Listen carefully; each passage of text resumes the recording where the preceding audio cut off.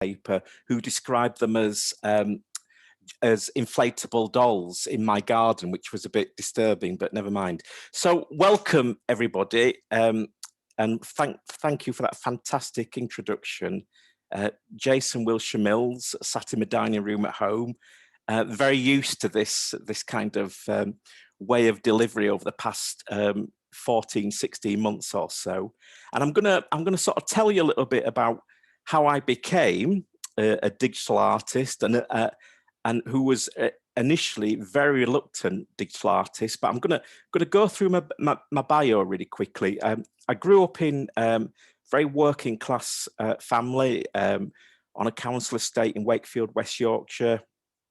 And when I was about 4 years old, I went on holiday with my family to a place called Withensea, which is kind of I thought it was the most magical place on earth, but I've subsequently been back, and it's probably wasn't as magical as I thought. But anyway, at 4 years old, I saw a fairground ride, psychedelic, Ian, saw a fairground ride, which had a painting of the first Doctor, William Hartnell. And I thought, blimey, I didn't understand it because I'm 4 years old and snotty nose and all that kind of thing. But I kind of thought, someone has actually done that. Someone's actually painted that to look like that man that I've seen on TV.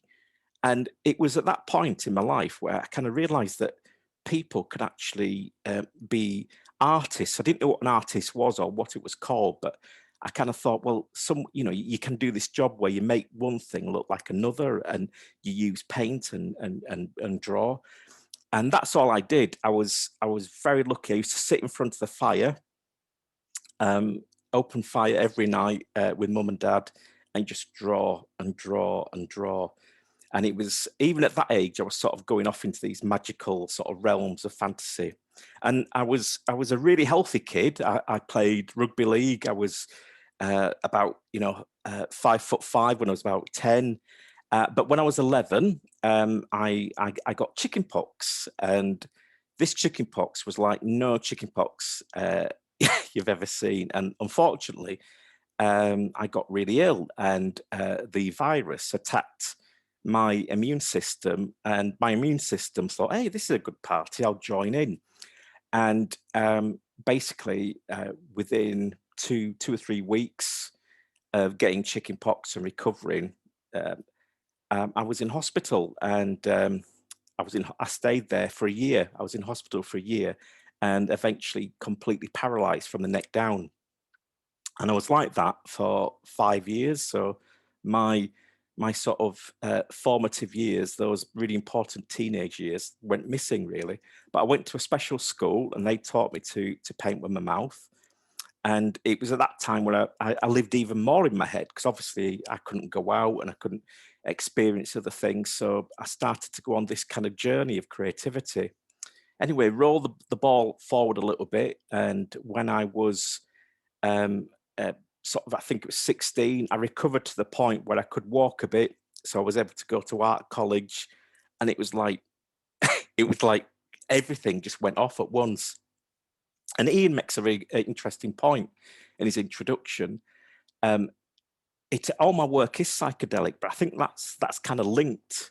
The explosion of color, everything in it, is linked to that kind of deprivation of senses, and the fact that I couldn't touch anything, and the only thing that I could move was my face.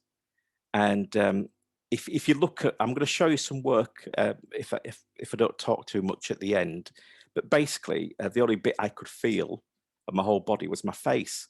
So my mum, bless her, used to decorate my face. So if you look at my work now, they're usually wearing a mask of some kind, and that sort of relates back to that kind of alternate Jason that we used to create and sort of have fun with.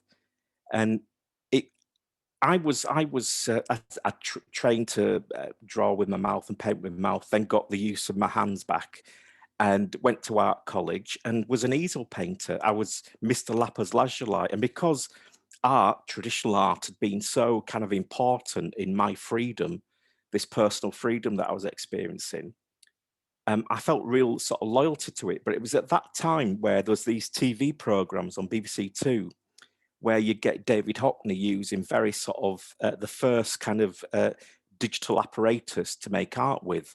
And I remember this comment has come back to kind of haunt me a bit. I remember sort of saying to my mates in the pub in Cardiff, drinking Brain's essay and saying, I will never bleep bleep use a computer to paint with. I was so against anything like that because I thought it was a betrayal of the craft and this kind of really important relationship I had with the process. And I mean, if you can imagine not being able to move and then being able to sort of have that sensory overload of oil paint, you know, on your hands, can you imagine how amazing that was? I mean, the nearest I can come to explaining how it felt was I think it's Oliver Sacks, the guy that wrote the man who mistook his wife for a hat. It was such an intense kind of psychological thing, being able to paint with my hands and use colour and all those kind of things, which has stayed with me somewhat. Anyway, roll on a few more years, and I went into teaching and did all that kind of stuff. But my health kind of started to go, you know, downwards again, and my immune system started to give me a good kick in. And I was basically in bed and on morphine for pain because my condition causes me to kind of be in quite a bit of pain all the time. And I had what I call was my Hagrid moment. A big hairy man didn't break into my bedroom and say, Harry, you're a wizard. It was, Jason, you're an artist. For Christ's sake, start being an artist and paint. Paint your way out of this. I can't paint. I'm in bed. I'm ill. I'm this. I'm that. And he said, well, there's this device. There's this device just being released. It's called an iPad. What's an iPad? I had no idea what one was. And that was when they first come out. So it's many, many years ago. And I got one in the December, and the stuff just poured out of me. It was very intuitive. It felt kind of real. You felt like, I mean, it was so real that sometimes I was even sort of wiping the stylus because I thought, you know, psychologically there was that kind of memory of paint on the brush or whatever. So I just painted digitally, and it's just very traditional stuff. It was very sort of almost like a diary, and then posting them online. Excuse me. And um, I was using Flickr at the time, so I was doing stuff as a diary almost. In fact, my family used to look at what, you know, what kind of the images were like on that day to see whether it was worth ringing me or not that evening, because they were very kind of this, you know, this how I'm feeling. And answer to James, yes, you can look at if you type in Jason Wilsher-Mills or Jason iPad or Jason digital artist, you'll get my website, James. But I'll leave the details at the end if that's okay. I'm going to show you some stuff if I can stop talking for a minute. So yeah, so within 3 months, I was showing work in America. So like, and I remember saying to my wife, look, if this carries on like this, do you think I could do it, you know, as a living? And I said, well, we'll give it, thank you, Lucy. We'll give it a year. We'll give it a year and see how it goes. And that was many years ago. And it just went like that. And I didn't plan it to be like this. It just happened that I got into the zeitgeist or whatever of digitalness, amazingness was happening. And old Dave Hockney was sort of promoting iPads, and I got on his wave. But I kind of did a big detour then because I was still thinking I was an easel painter. But I kind of realized about 5 years ago that I wasn't, and it was something else. And if I could learn to, here it is, embrace the pixel, that would open doors to other experiences and other possibilities as an artist. So I wasn't a painter anymore, I was an artist. And more than that, I was a digital artist. So these tentative steps, first getting an iPad, Wacom, all that kind of stuff, having little goes with Unity in for AR and stuff.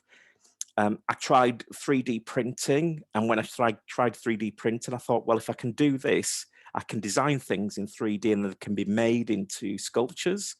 So I started making large sculptures, started doing augmented reality experiences which were linked to the sculptures. So the sculptures didn't just sit there, because I was initially making art about me and about my experience of being a disabled person and being quite sort of angry about stuff. Because I often get asked, so Jason, what is your work about? What is, that great question that artists get answered? And I say, well, it's the Beano. So that that thing from the 70s, it's still going, but I just remember it from the 70s when it wasn't very PC and all that kind of stuff. It's the Beano meets I, Daniel Blake.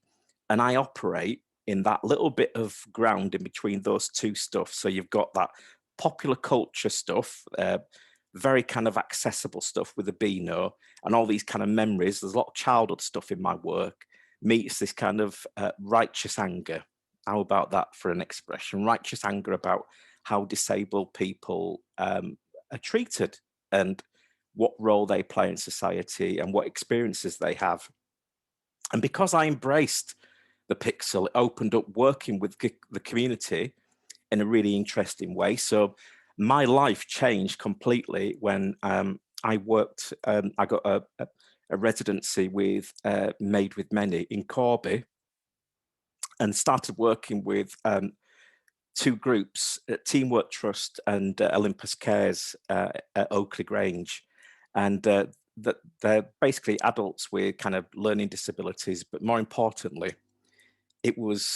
I met these amazing people. I met Anthony, Stuart, Claire, Stephen with a PH as well as a V.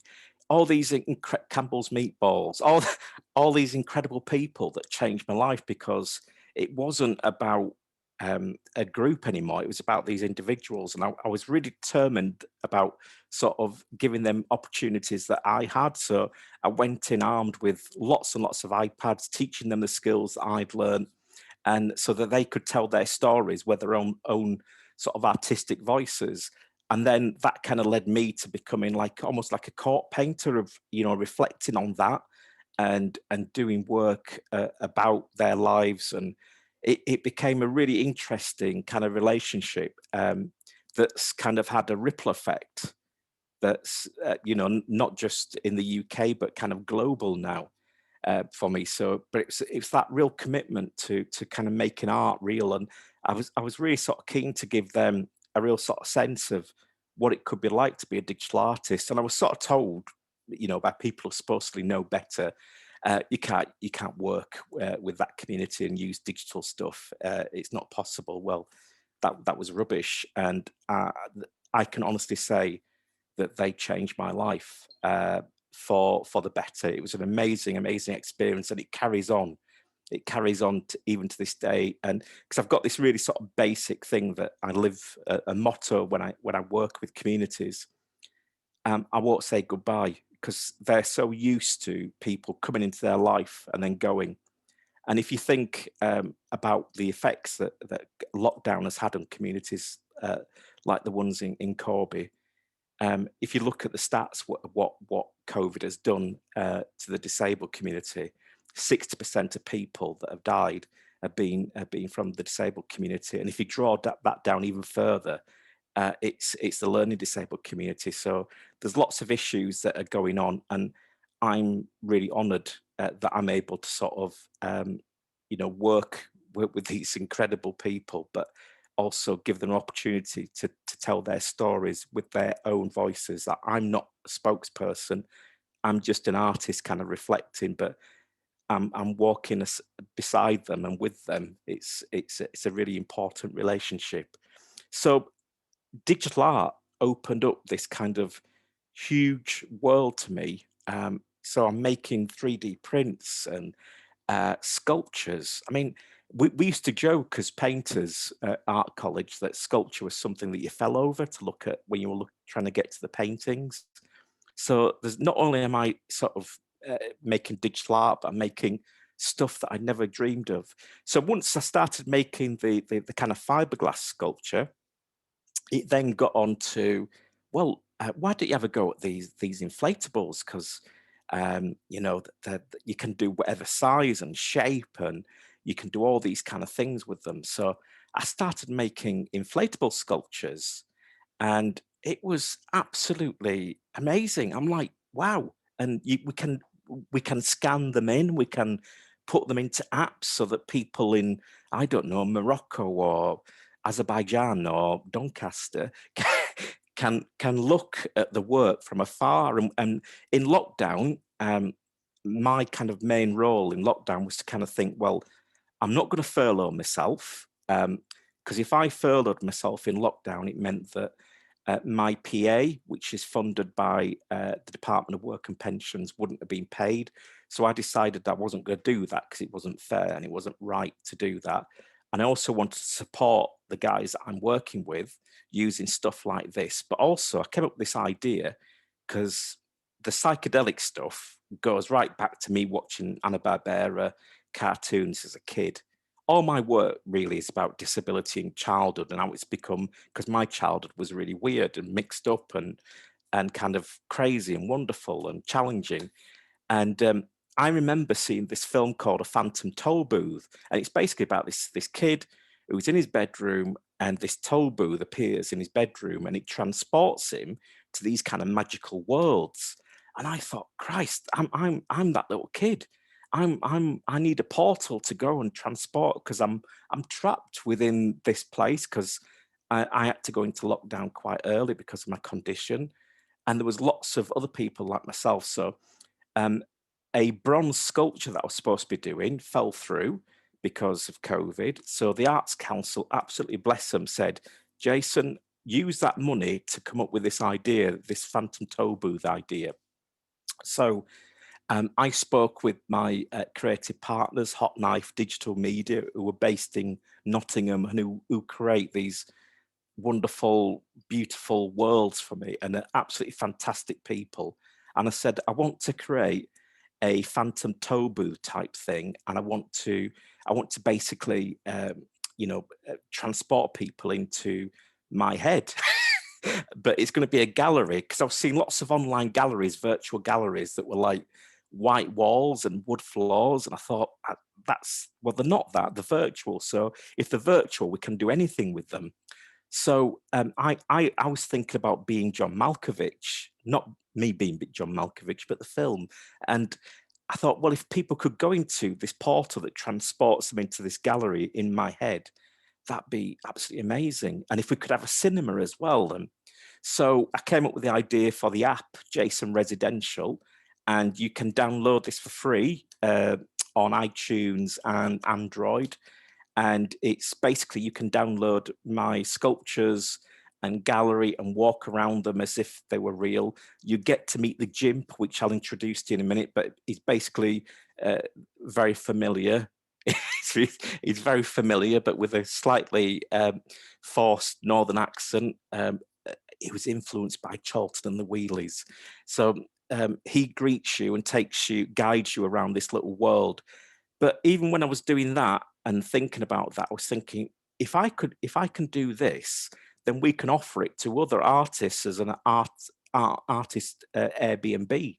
So they could decorate their room, their gallery, to reflect their kind of personality. And Shape Arts took this idea, because last year I was awarded the Adam Reynolds Award, which is the biggest and best thing that's ever happened to me. It's transformative. I'm so proud of it. And it gave me the opportunity to do this digital exhibition. So you can actually download the Adam Reynolds Award exhibition, and it's called Unfolding Shrines.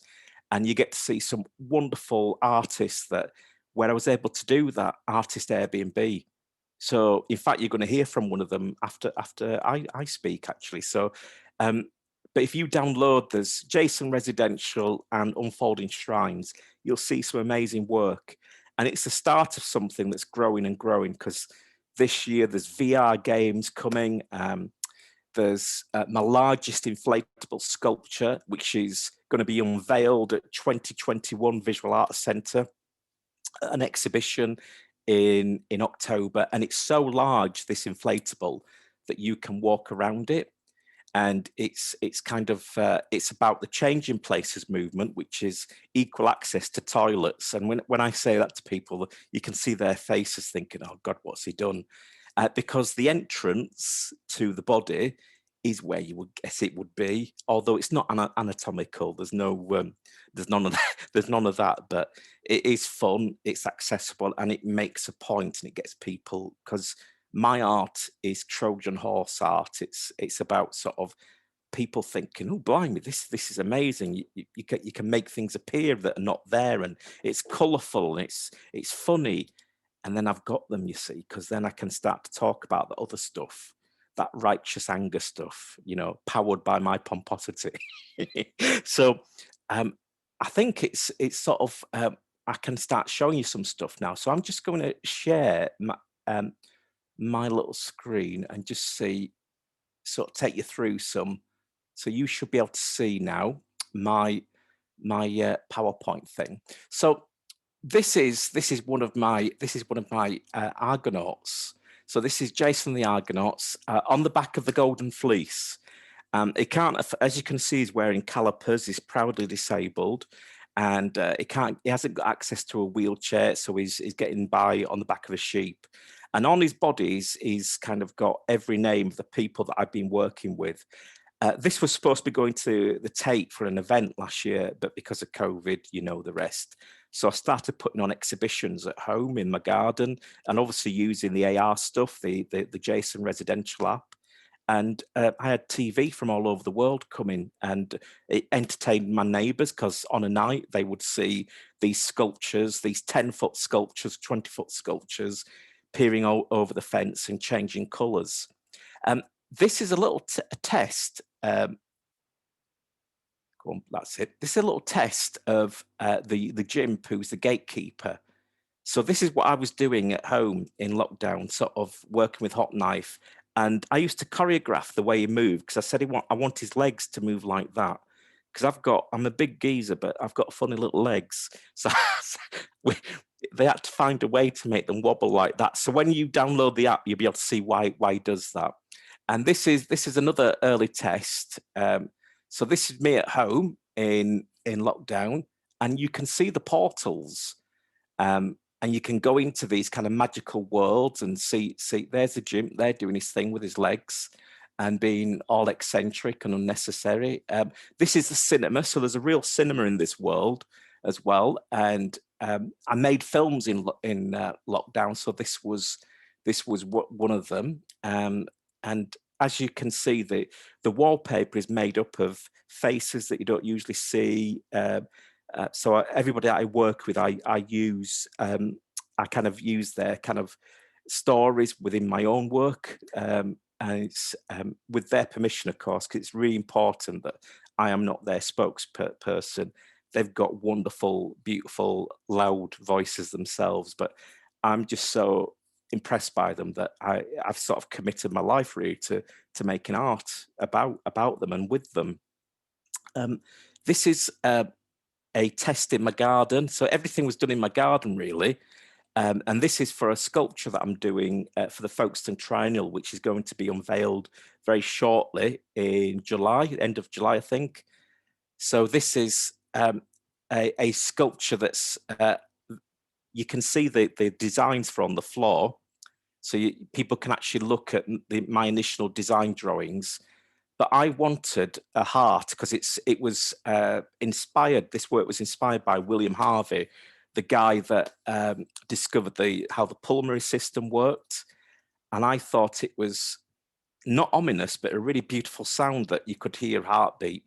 Because if there's anything that sort of proves you're alive and living, and it's that noise. And you know, as a disabled person who was scared stiff, as everybody was, don't matter whether you're disabled or not, scared stiff of COVID, that is really reassuring, that noise. So that accompanies the sculpture, which is going to be unveiled next month. And then I'm just going to show you something slightly different. So this is a slightly different I was commissioned to make some work about the Torpedo Martyrs, and I was really attracted by it because it seemed to be fit in with my kind of social justice stuff that I'm interested in. But we wanted to create something that was kind of in keeping with the Victorian setting of the Magic Lantern theatres. So there's 6 different augmented reality sort of experiences which accompany each of the men, each of the martyrs, and it fitted in really well. And I just think I'm ever so proud of this. So there's 6 light boxes, and you point the app at the light box, and then this kind of happens. So it tells their story, and I interviewed all of the descendants of the martyrs as well. And yeah, this is what we came up with, which I was really chuffed about. So we're nearing the point where we get on to Q&As, and I just want to say I'm really open to answering any question, because that's what I'm here for. I really believe in what I do. I love what I do, and I'm very honoured in what I do. And it's I'm kind of it's changing, and and I can't thank, who would believe me saying what I'm going to say, but I can't thank digital technologists, technology and digital technologists enough for what they've done for me, really. It's opened up this world. I think being a digital artist helped me through lockdown, and it helped me help others. I'm so excited about the future of what I can do and what is possible. The fact that I'm making 30-meter sculptures is mind-blowing, and I'm doing it from here. I've even been known to sort of do it from a hospital bed or from wherever. It's amazing how the opportunities it's given me. I don't have a sick day because I can work through the bad days, and there are plenty of bad days. And it all boils down to, what art can do. And it doesn't matter whether it's digital or not, but in this case, for today, it matters because there's a very human story attached to it, which has been transformative. And I'm just so grateful and can't wait for the next stuff that's coming, the VR game, the huge sculptures, these kind of opportunities. Next year, the work's going to be touring, so you're going to be able to see some of the inflatables going around the country and elsewhere, hopefully. Sophie, Procreate is brilliant. It's really good. It's very intuitive. It's it's got layers on it, so you can do really lovely kind of work. And everything that I do starts off with drawing. So, and Procreate is probably the best. Yeah. Thank you, James. That's really, yeah. When you see them in real life, they're quite. I think the neighbours, when they went up last summer, were a little bit sort of freaked out and amazed in a good way. One of the neighbours' daughters actually did a drawing of me with them, which I thought was incredibly sweet, and such a sort of. It was things like that, bits of magic that got me through, really. And doing stuff like, because on Sunday night we put the inflatables up so we could take photographs of them when they were being the LED lights were changing, because they've got really sort of simple controls, so you can actually program the lights and stuff. And yeah, it's really exciting. We're even sort of thinking, hopefully, fingers crossed, to do a hot air balloon at some point. And someone's Uma's got a raised hand. Sorry, right, Ian? Yeah. Oh, I'm just popping up in case you need any more chats. But if there's questions coming in thick and fast, then that's cool. Fine. I think, Jason, I can see a comment and a question from David a little bit further up in the chat. It says, just downloaded the Jason Residential app, which I have also done, by the way. It's great, really interesting. How long did it take to create the artwork used in the app? Well, it sort of at approximate times, it takes me about 100 hours for each thing because I'm really obsessive, and I've still got that bit of easel painter in me because if I do like an insect, because in my work I tend to have lots of detail, like little insects and stuff. That I'll spend 100 hours doing that, even though you can't really see them, but I know they're there, and I write little things on them that's kind of microscopic, and I'm interested in things because I read somewhere that if you look at an image, everything goes in that you see. So I thought I'll play with that and see if it works. So sending positive messages, but yeah, it took me a long time, and I don't sort of because somebody said, do you know you can press fill, Jason, and you don't have to do it all by hand, but it's physio for me, it's good sort of exercise and stuff. So yeah, about 100 hours for each aspect.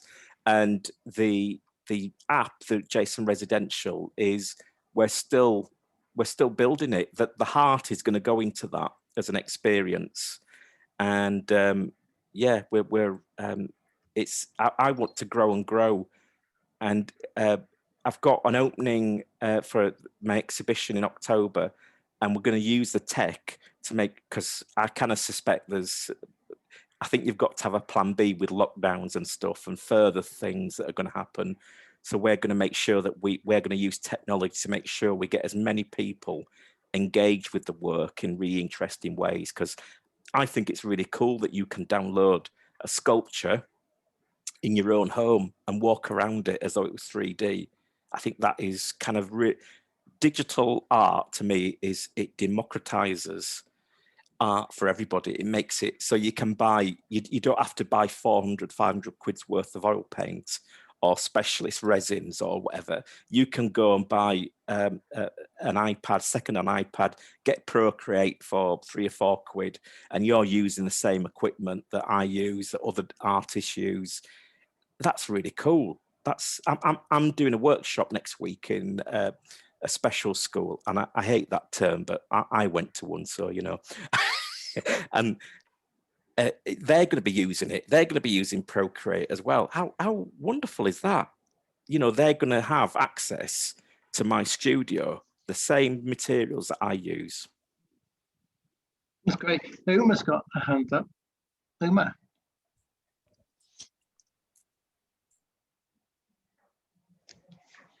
See?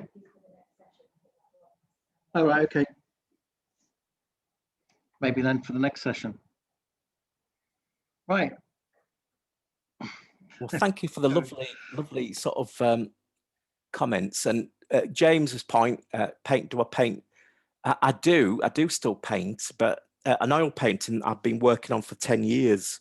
So it's kind of, I still keep a foot in that camp and still doing that stuff.